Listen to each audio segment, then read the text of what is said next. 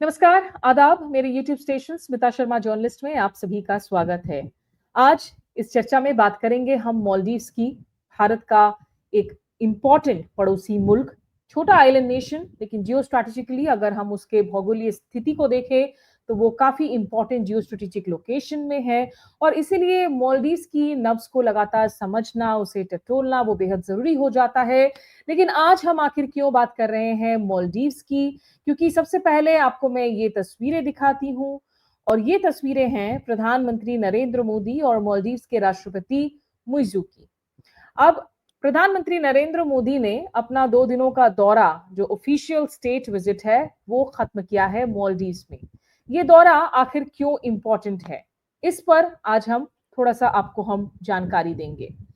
पहले तो जो लोग मालदीव्स नहीं गए हैं, आपको ज़रा-सा बता दूँ कि मालदीव्स में बहुत सारे छोटे-छोटे टापू हैं, कम से कम 1200 ऐसे जो हैं, छोटे-छोटे आइलैंड्स हैं, जिनको मिलाकर ये एक आइलैंड नेशन बनता है। और एक आइलैंड से दूसरे आइलैंड में जाने के लिए आपको फेरी का इस्तेमाल भी करना होता है। तो आज जो है मालदीव्स का 60वां उनका इंडिपेंडेंस डे था और उसकी तस्वीरें इस वक़्त आप अपने टेलीविज़न स्क्रीन्स पर अपने आप यूट्यूब पर देख सकते हैं।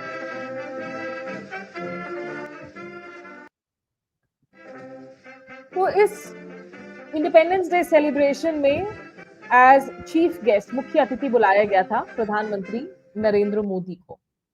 और इस विजिट को हम इम्पोर्टेंट क्यों मान रहे हैं उसके बारे में भी बताऊंगी, लेकिन जैसा मैं आपको बता रही थी कि अगर मालदीव्स की हम बात करें तो ये जो छोटा सा आइलैंड नेशन है, इसकी आबादी 6 लाख से भी कम है, लगभग 5,21,000 जितनी है। और इसमें पहले हमने ये भी देखा है, जो इसकी कैपिटल है, राजधानी है, माले है, वहां पर जो भारतीय दूतावास से, वहां से अगर गाड़ियां निकलती भी हैं, बहुत ज्यादा डिस्टेंस ट्रैवल करने का जो है उसमें स्कोप नहीं होता है, क्योंकि छोटे छोटे ये आइलैंड्स हैं जो जुड़े हुए हैं इस आइलैंड नेशन को बनाने के लिए।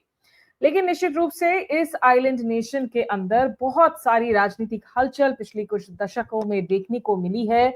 यहाँ एक काफी लंबे वक्त तक सैन्य शासन भी रहा और यहाँ 2008 से कहीं ना कहीं जो है डेमोक्रेटिक ट्रांजिशंस देखने को मिली, खास करके दो पार्टियां, जो मालदीव डेमोक्रेटिक पार्टी है, जिसके मोहम्मद नशीद पहले मुखिया रहे थे, वो राष्ट्रपति भी रहे थे। एनडीपी को माना गया कि भारत के साथ परंपरागत रूप से उनके रिश्ते अच्छे रहे हैं। लेकिन 2023 में प्रेसिडेंट मुइज़ू चुनकर और जो सत्तारूढ़ पार्टी है पीएनसी, उनके ताल्लुकात भारत के साथ वो बहुत मुश्किलों में जो है दिखते हुए नजर आए, क्योंकि जब प्रेसिडेंट मुइज़ू अपनी चुनावी अभियान को शेप अप कर रहे थे 2023 सितंबर के राष्ट्रपति चुनावों के पहले, उन्होंने एक पूरा का पूरा अभियान चलाया था और इस अभियान का नाम दरअसल था इंडिया आउट अभियान। इस इंडिया आउट अभियान के तहत मुइज़ू की पार्टी ये मांग कर रही थी कि जो भी इंडियन सोल्जर्स वहां पर तैनात हैं, क्योंकि वहां पर तटीय सुरक्षा का वो हिस्सा हैं, उन्हें भारत वापस ले। उनका कहना था, क्योंकि उनके आने के पहले जो सरकार थी, उन्होंने भारत के साथ अच्छे रिश्ते बनाए हुए थे। प्रेसिडेंट इबू सुली, उनके भी जो से संबंध थे, वो भारत के साथ अच्छे थे। और मुइज़्ज़ू ने आकर हमला किया, कहा कि नहीं, आप भारत को जो है ज्यादा तवज्जो दे रहे हैं, ये इंडिया आउट कैंपेन होना चाहिए। मुइज़्ज़ू को देखा गया कि वो ना केवल हॉकिश थे भारत पर, बल्कि उनके ज्यादा जो है क्लोज संबंध थे चीन के साथ।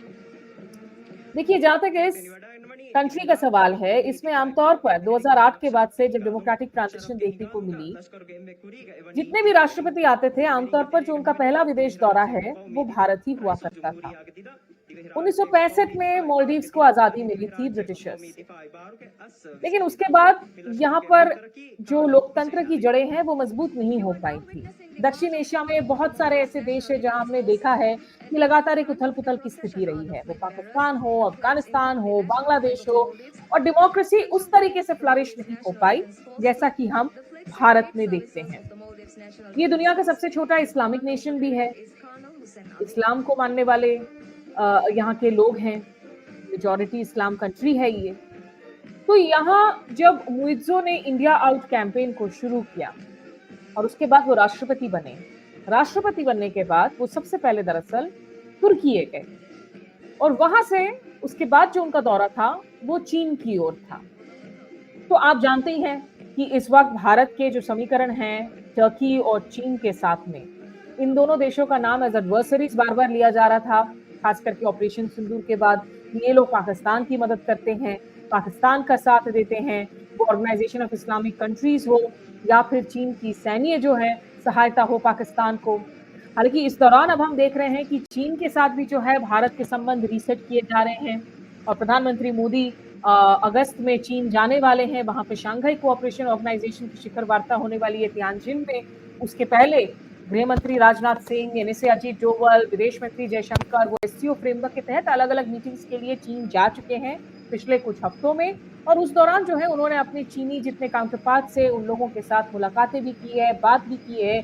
ये कहा है कि अगर डिफरेंसेस भी हो तो उनको डिस्प्यूट्स नहीं बनने देना चाहिए। अब ये जो रीसेट है ये मालदीव्स के साथ नजर आ रहा है और इस दौरे में इस वक्त जो है हमने देखा कि प्रधानमंत्री नरेंद्र मोदी जब वहां पर गए 2 दिनों के अपने आधिकारिक दौरे में, तो वो पूर्व राष्ट्रपति नशीद से भी मिले जो कि इस वक्त ऑपोजिशन में है।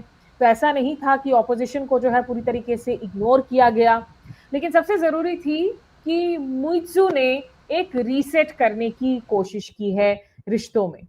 और इस रिश्तों में अगर हम देखें तो जो पिवट है कि मालदीव्स ने जहां पर इंडिया आउट कैंपेन को कहीं ना कहीं एक उन्होंने जोर शोर से चलाया, अब वही प्रेसिडेंट मुइत्जू कह रहे हैं कि भारत के साथ एक इंड्योरिंग पार्टनरशिप है और ये इंड्योरिंग पार्टनरशिप चलती रहेगी।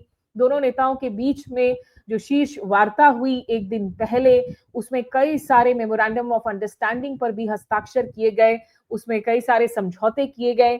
तो ये काफी अहम इसलिए भी हो जाता है क्योंकि देखिए मालदीव्स भले ही एक छोटा देश हो, लेकिन इसकी जो लोकेशन है वो इतनी जरूरी क्यों है, क्योंकि ये हिंद महासागर में इंडियन ओशन रीजन में बहुत अहम जगह पर ये देश मौजूद है और ये वो चैनल है, मैरीटाइम चैनल है जहां से भारत के लिए बहुत जरूरी जो है एनर्जी सप्लाईज आती हैं खाड़ी देशों से और यहाँ से इंटरनेशनल ट्रेड होता है। तो अगर यहाँ एक ऐसा देश हो जिसमें कि एक ऐसे राष्ट्रपति हो जो भारत को अपना दुश्मन समझते हो, तो भारत की मुश्किलें बढ़ सकती हैं। पिछले कुछ महीनों में हमने देखा था और खास करके 2023 के बाद से भारत के लिए बहुत सारी विदेश नीति के मंच पर एक साथ दिक्कतें आ गई थी। वो कनाडा के साथ आप देख लें जितने संबंध खराब हुए, निज्जर जो प्रो खालिस्तानी सेसेशनिस्ट है, निज्जर की किलिंग के बाद अमेरिका में भी जो है भारत को लेकर वहां पर उनकी अदालतों में तमाम मामले चल रहे हैं कि भारत की एजेंसियां जो हैं वो विदेशी सॉइल पर जाके विदेशी नागरिकों की असैसिनेशन की अटेम्प्ट्स कर रही हैं। सीरियस गंभीर मामले हैं। उधर बांग्लादेश में पिछले साल हमने देखा कि शेख हसीना, जिनको भारत को लगता था कि वो उनकी सबसे ज्यादा जो है अच्छी मित्र है इस पूरे पड़ोस में और कम से कम उन्होंने जो है टेरर ग्रुप्स के खिलाफ कार्रवाई की थी जो भारत के इंटरेस्ट के खिलाफ काम कर रहे थे, लेकिन उनका भी तख्ता पलट हो गया। उनको जो है आखिर देश छोड़कर भागने के लिए मजबूर होना पड़ा। वो अभी भी भारत में ही मौजूद है। बांग्लादेश में हालात जो हैं वो काफी ज्यादा खराब हो चुके हैं, उस पर भी आने वाले दिनों में मैं बातचीत करूंगी क्योंकि वहां पर जो है 1 साल हो गया अब उस पूरी बात को कि किस तरीके से स्टूडेंट्स रेवोल्यूशन स्टार्ट हुआ था शेख हसीना के खिलाफ, लेकिन हमने देखा कि अब जो है वहां पर इस्लामिक ताकतें वहां पर बहुत ज्यादा जो है फ्लरिश कर रही हैं और चिंताएं उनको लेकर जो है बढ़ी जा रही हैं। तो कहीं बांग्लादेश, पाकिस्तान, अफगानिस्तान अपने पड़ोस में जो है भारत इन तमाम मुश्किलों से घिरा हुआ था। मालदीव्स के साथ रिश्ते बिगड़ गए थे, उधर कनाडा, यूएस सबके साथ किरकिरी, सबके साथ खिचखिच। कनाडा के साथ भारत ने एक बार फिर से जो है रिश्तों को हमने देखा कि रीसेट हुआ जब प्रधानमंत्री मोदी G7 के दौरान गए थे वहां कनाडा में और वहां पे भी नए प्रधानमंत्री हैं मार्क कार्नी। उन्होंने भी कहा कि भाई जो डोमेस्टिक पॉलिटिक्स है जिसमें खास करके माइनॉरिटी पॉलिटिक्स और खालिस्तानी पॉलिटिक्स को बहुत ज्यादा बढ़ावा दिया जा रहा था, उसको थोड़ा सा हम साइड करेंगे और जो लॉ एंड ऑर्डर के इश्यूज हैं वो अपने हिसाब से चलते रहेंगे लेकिन भारत के साथ रिश्ते को रीसेट करेंगे। तो उस लिहाज से ये मालदीव्स की विजिट भी जो है अब काफी ज्यादा इंपॉर्टेंट हो जाती है क्योंकि ये एक पिवट है मालदीव्स की तरफ से भी, एक दोस्ती का हाथ भी है।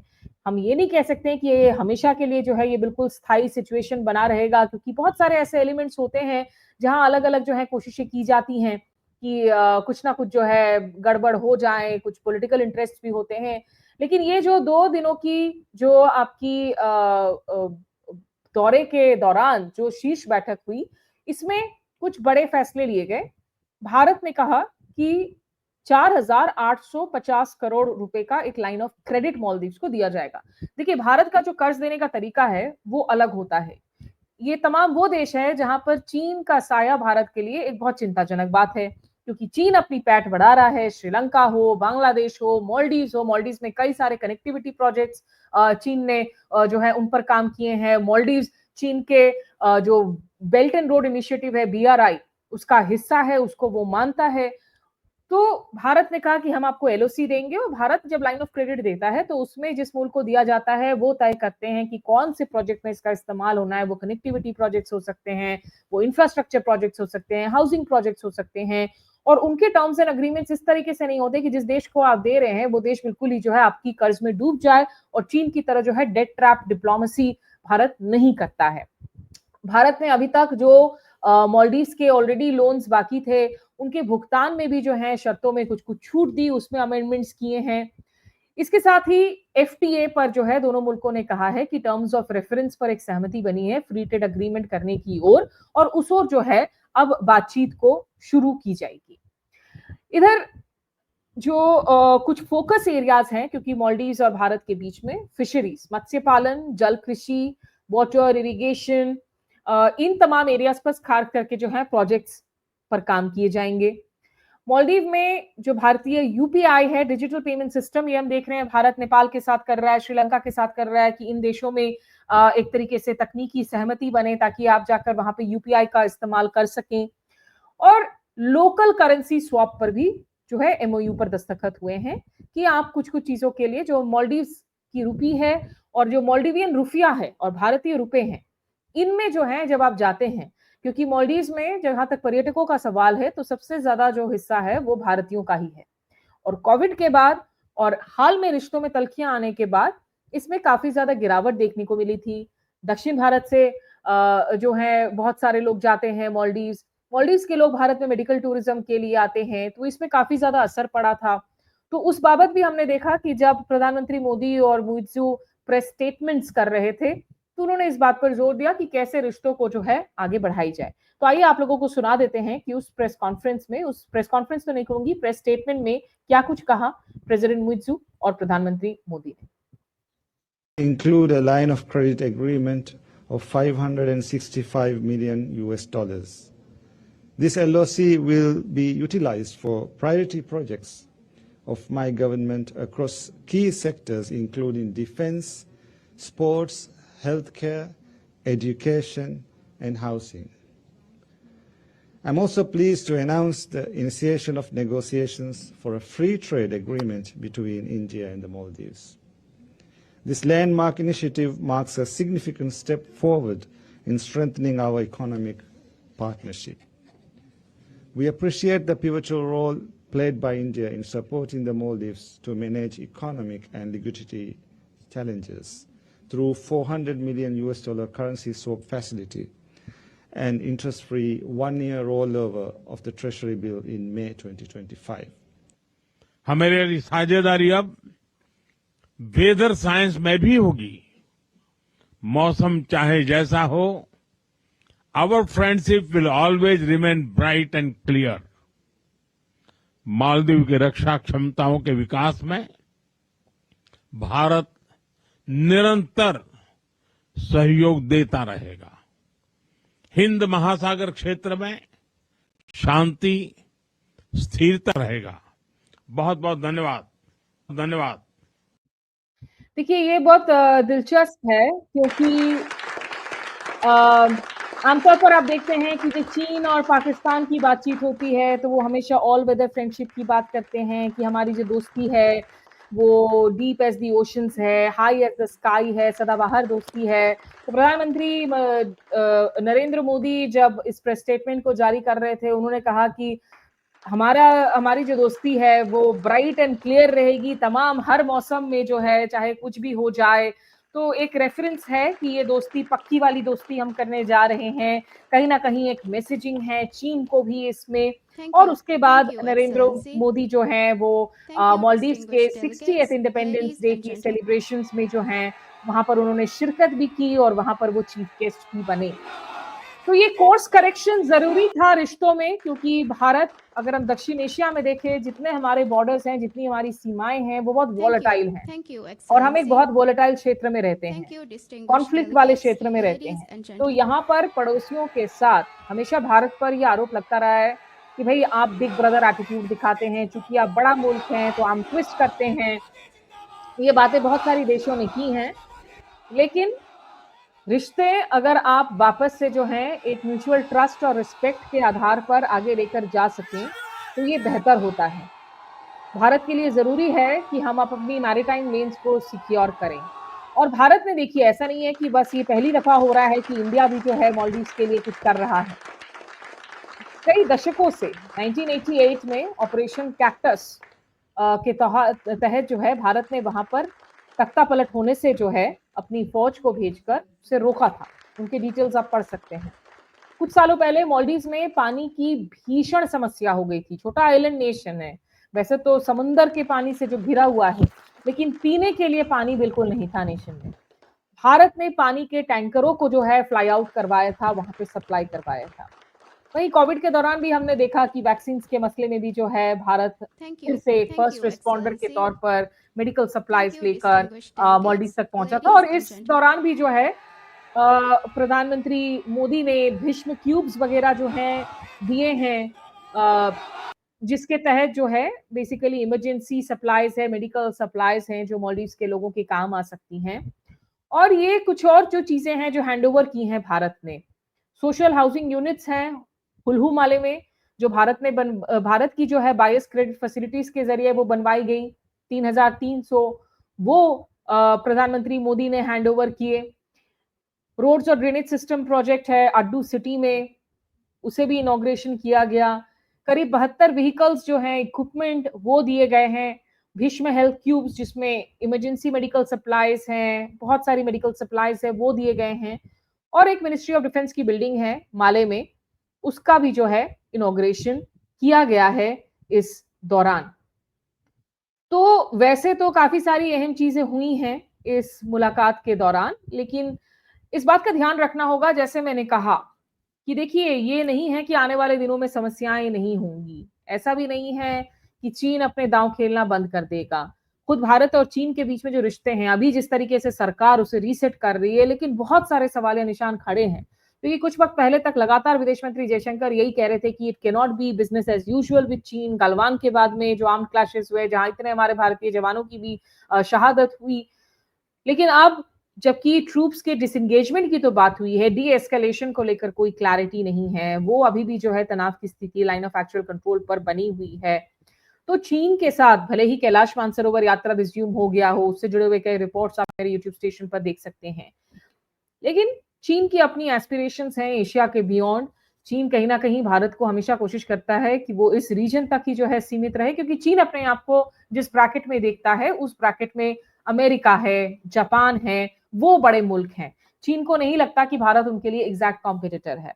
तो चीन दक्षिण एशिया में या इंडियन ओशन रीजन में अपनी पेनिट्रेशन को नहीं बढ़ाएगा, ये हमें नहीं सोचना चाहिए। That will be naive.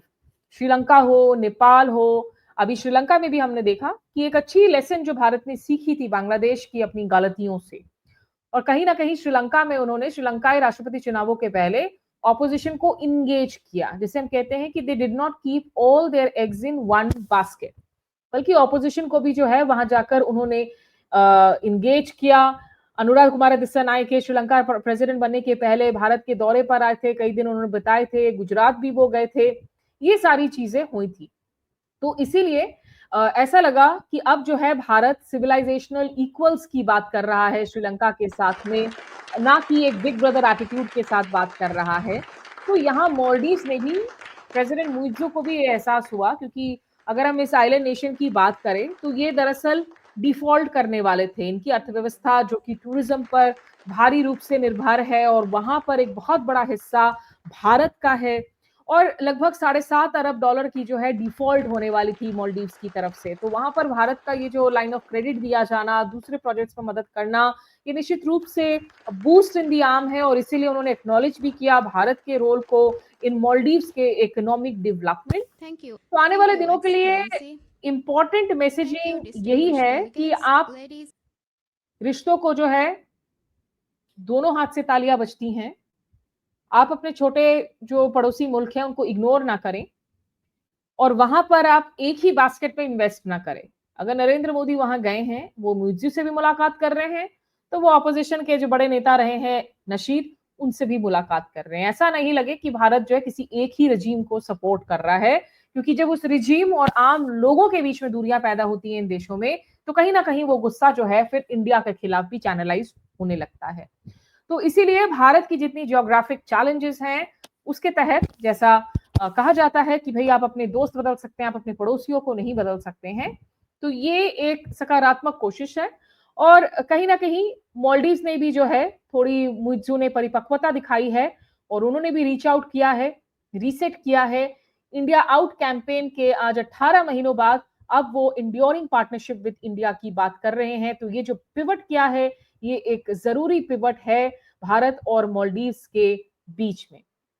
तो आज इसमें हम कोशिश कर रहे थे आपको समझा सके कि भारत और मालदीव्स के बीच में आखिर इस वक्त रिश्ते क्या हैं और क्यों ये दौरा अहम है। और हमारे साथ जुड़ने के लिए शुक्रिया। फिलहाल नमस्कार, आदाब, टेक केयर।